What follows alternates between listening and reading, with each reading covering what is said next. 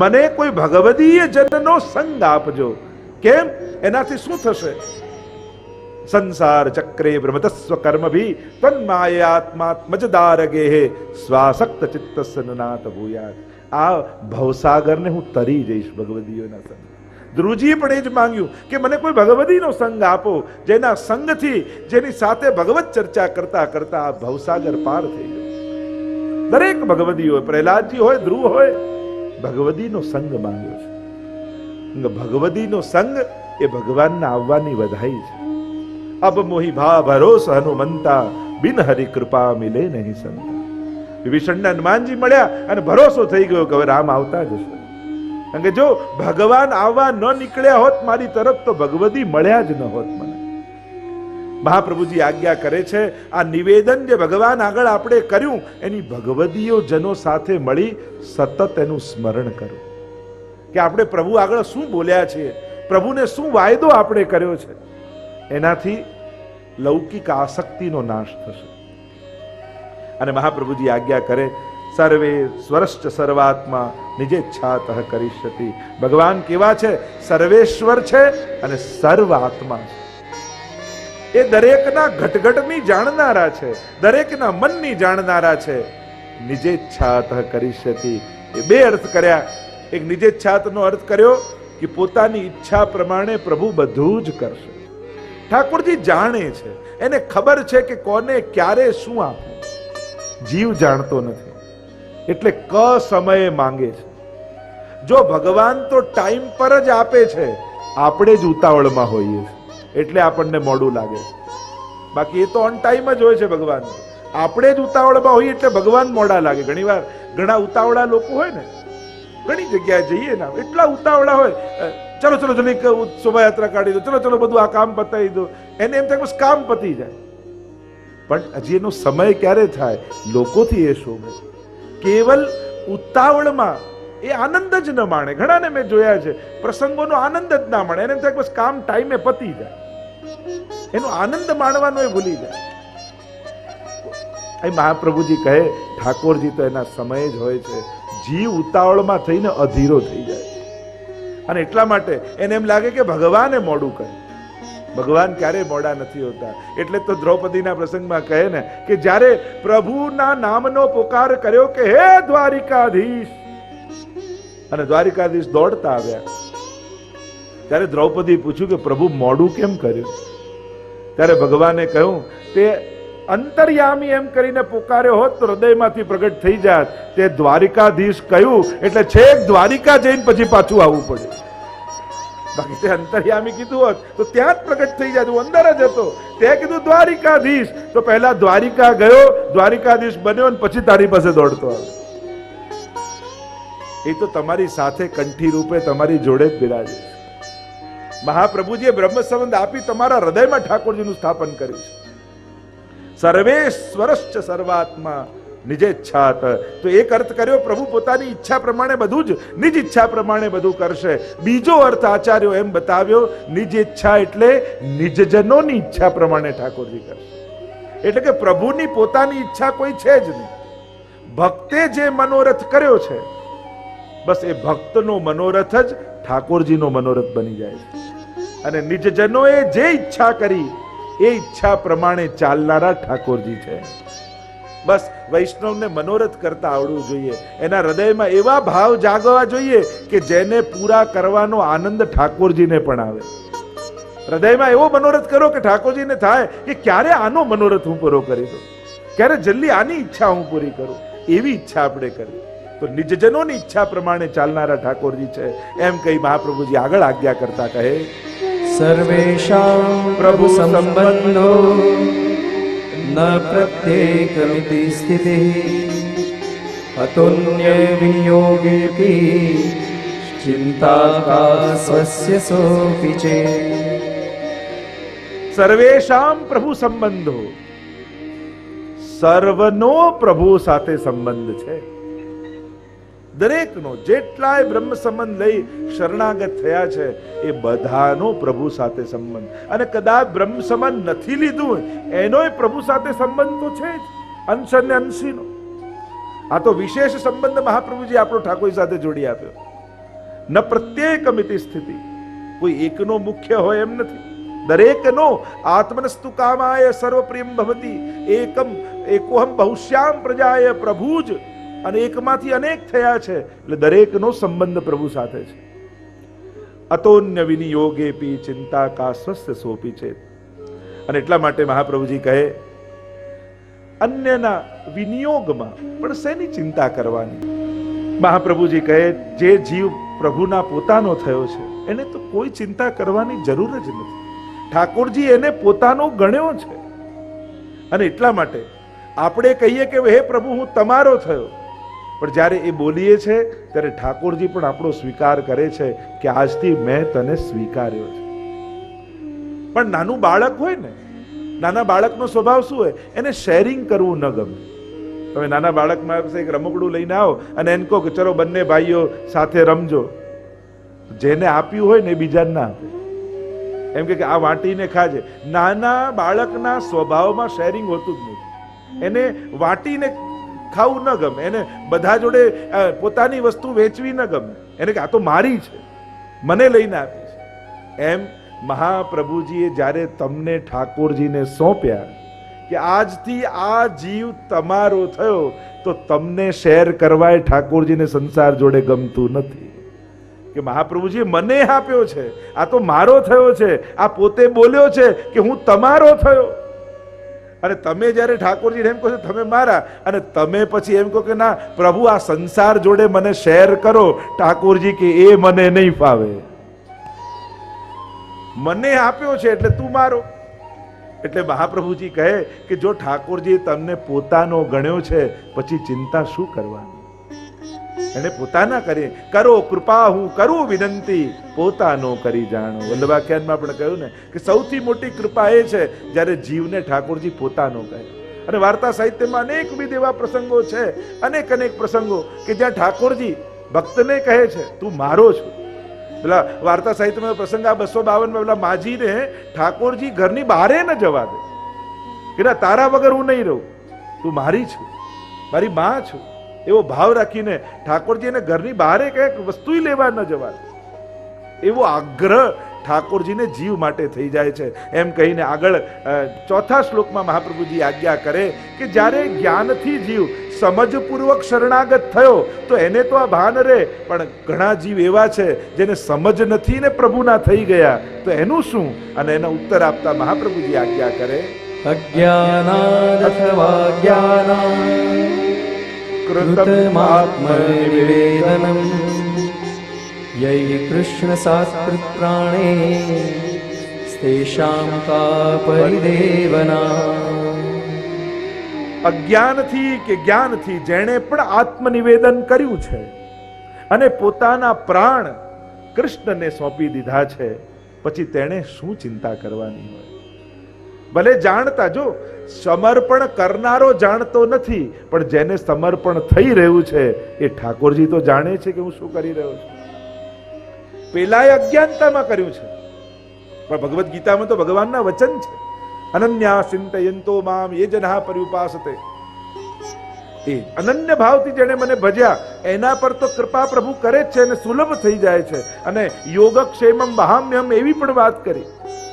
પણ અજ્ઞાનથી પણ જે જીવ આવ્યો, અજામિલના આખ્યાનમાં જ્યારે અજામિલ પુત્રને મોહવશ થઈને પુકાર કરે છે, પ્રભુના નામનું નારાયણ નારાયણ પુકારે છે દીકરાને, પણ સાંભળે છે ભગવાન.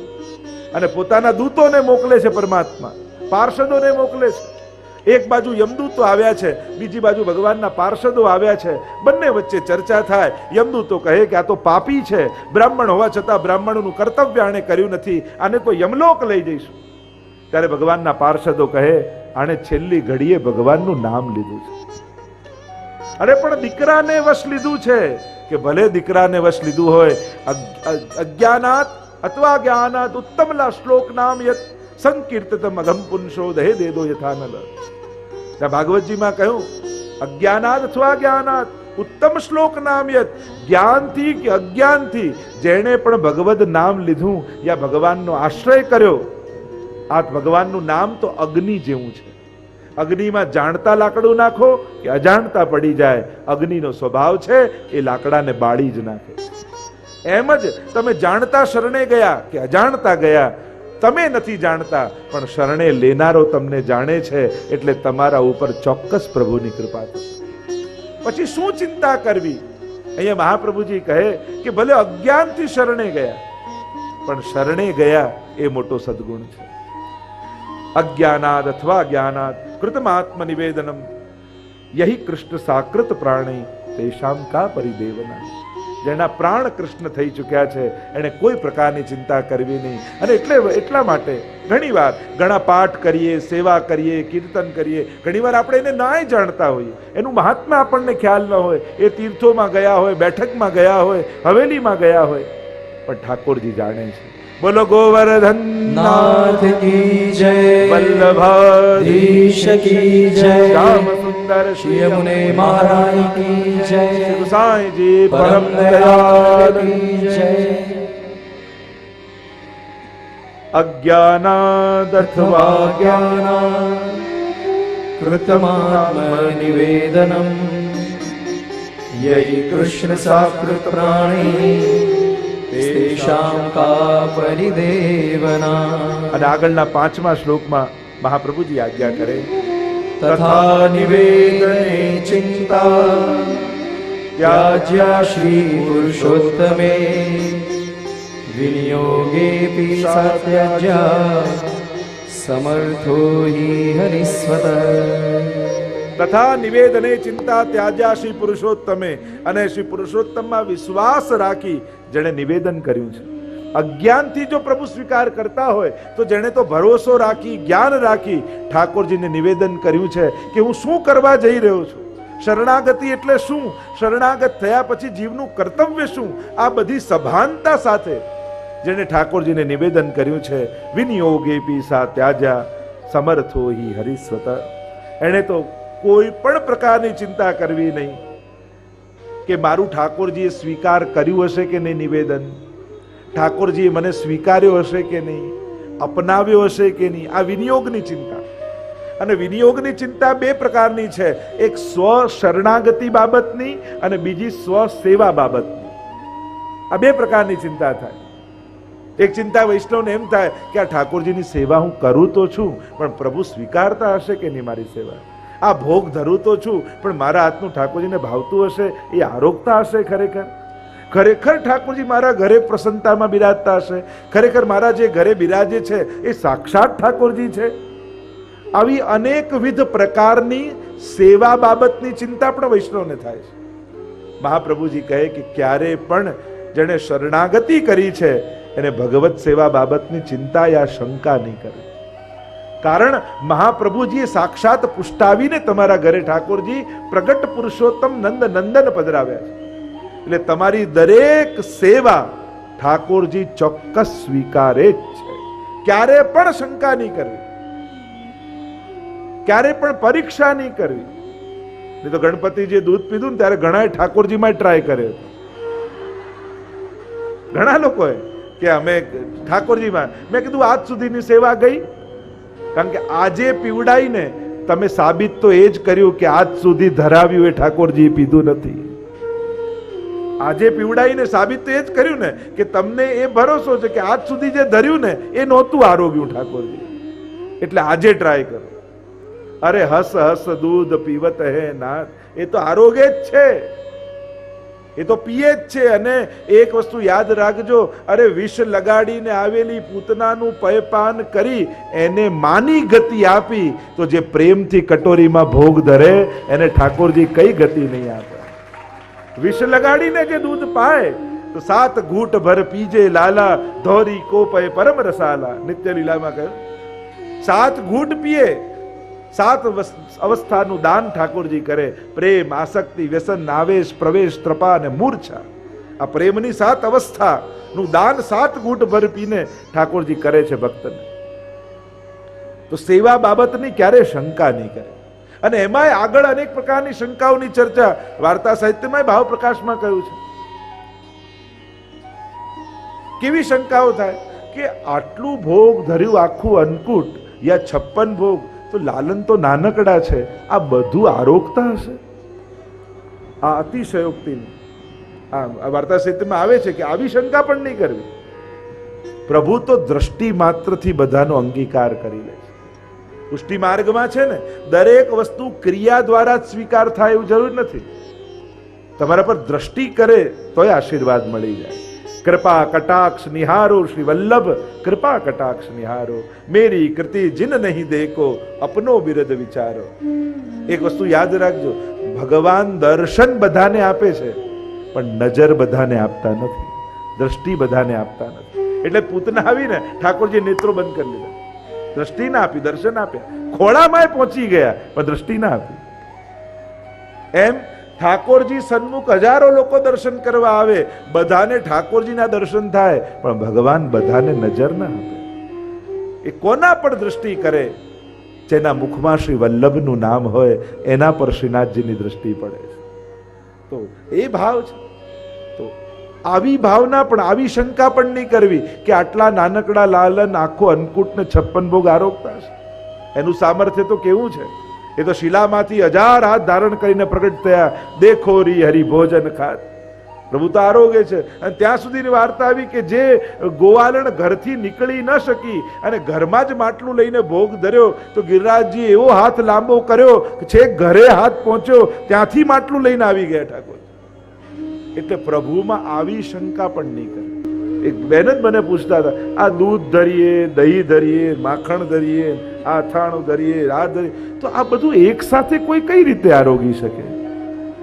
મેં તો તું વસ્તુ જુએ છે, ઠાકોરજી આમાં ગોપીજનોને જુએ છે.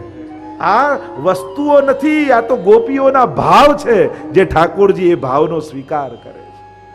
કોઈનો ભાવ મીઠો છે, કોઈનો ખાટો છે, કોઈનો તુરો છે, કોઈનો કડવો છે, કોઈ તામસ, કોઈ રાજસ, કોઈ સાત્વિક, કોઈ નિર્ગુણ. આ સામગ્રી કોઈ વસ્તુઓ પદાર્થો થોડી છે, આ તો વ્રજભક્તોના ભાવનો સ્વીકૃતિ છે. અને પ્રભુ એ સમસ્ત વ્રજભક્તોના ભાવને સ્વીકાર કરે છે. વસ્તુઓ તો આપણી દ્રષ્ટિમાં આપણને ભાવ દેખાતા નથી, આપણને વસ્તુઓ દેખાય છે, પણ આપણે ત્યાં દરેક વસ્તુઓ ભાવાત્મક છે.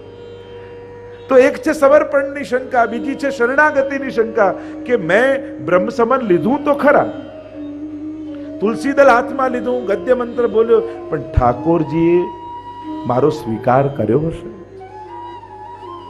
આવી શંકા પણ નહીં કરી. ઘણી વાર ઘણા ગામોમાં જઈએ ને, લોકો પૂછવા પાછું બ્રહ્મ સમન લેવું છે. આ કોઈ લાયસન્સ છે કે એક્સપાયર થયું, રિન્યુ કરાવી લઈએ પાછું? પાછું લેવાનો કોઈ ક્રમ જ નથી. હા, આપણને ગદ્ય મંત્ર વિસ્મૃત હોય ના હોય, ક્યારેક વલ્લભકુલ સાથે રહી અને એનું સ્મરણ કરીએ, જુદી વસ્તુ છે.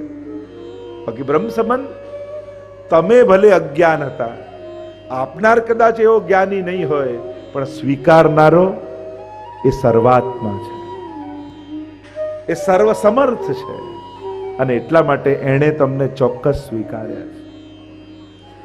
એટલે એવો ભાવ પણ ક્યારે મનમાં શંકા નહીં લાવવી કે મારું બરાબર બ્રહ્મ સંબંધ થયું તો હશે કે નહીં, મારી શરણાગતિ સિદ્ધ થઈ હશે કે નહીં, ઠાકોરજી મને સ્વીકાર્યો હશે કે નહીં. કારણ કે બ્રહ્મ સંબંધ આપે તો મહાપ્રભુજી જ છે. તમારી ભીતર રહેલા દમલાજી જ એનું સ્મરણ કરે છે અને ઠાકોરજી એનો સ્વીકાર કરે છે. એટલે ક્યારે પણ શરણાગતિ બાબતની શંકા નહીં કરવી. એમ કહેતા 6ઠા શ્લોકમાં શ્રી મહાપ્રભુજી આજ્ઞા કરે, લોકે સ્વાસ્તં તથા વેદે હરિસ્તુ ન કરિષ્યતિ પુષ્ટિમાર્ગ સ્થિતો યસ્માत् સાક્ષિણો ભવતાખિલાઃ. મહાપ્રભુજી આજ્ઞા કરે છે કે ઠાકોરજી તમારી લૌકિક ગતિ નહીં થવા દે. એટલે લૌકિક અને વૈદિક ઠાકોરજી ક્યારે કરનારા નથી. લોકે સ્વાસ્થ્યમ તથા વેદે હરિસ્તુ ન કરિષ્યતિ. એટલે કે લૌકિક અને વૈદિકમાં તમારું મન ઠાકોરજી સ્થિર નહીં થવા દે. સદાય તમે અસ્થિર રહેશો. તમે કોઈ વૈદિક કાર્ય પણ કરવા જશો ને, તો તમને એટલો આનંદ નહીં આવે.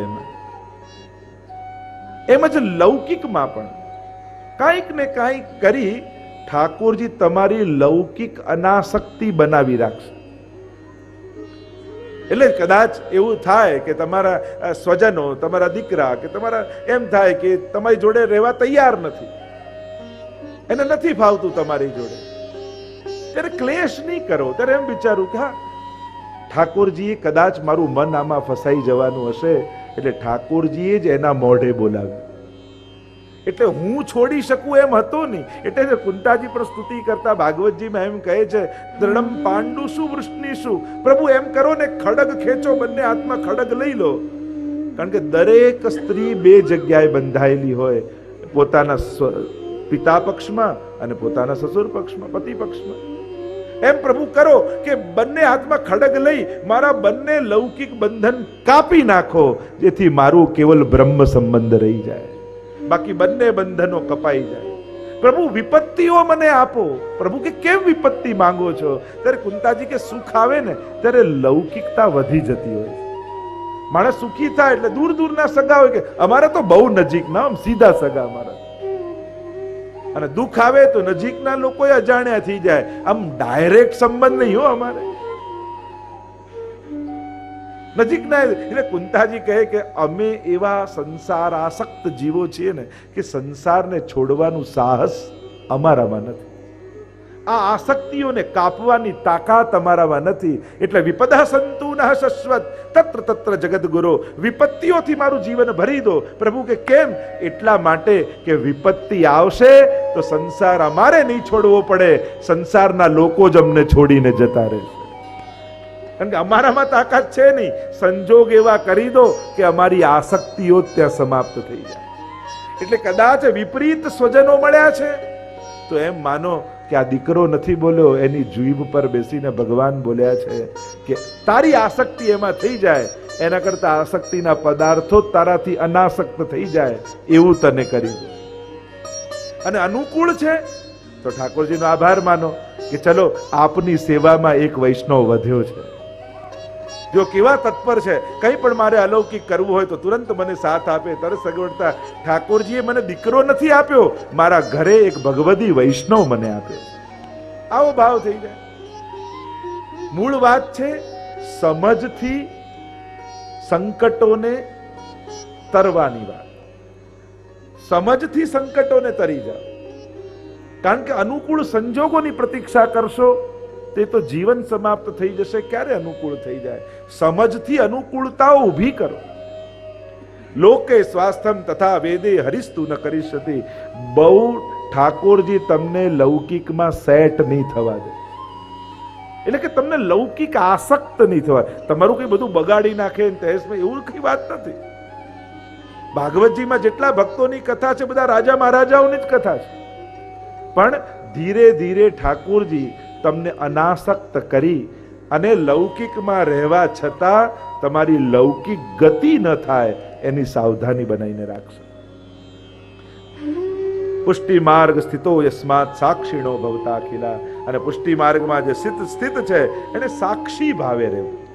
તટસ્થ, આપણે કહીએ તટસ્થ. તટસ્થ કોને કહેવાય? તટની જેમ. જેમ નદીનો તટ હોય તો પાણી વધે કે ઘટે, તટ તો એની જગ્યાએ જ રહે છે.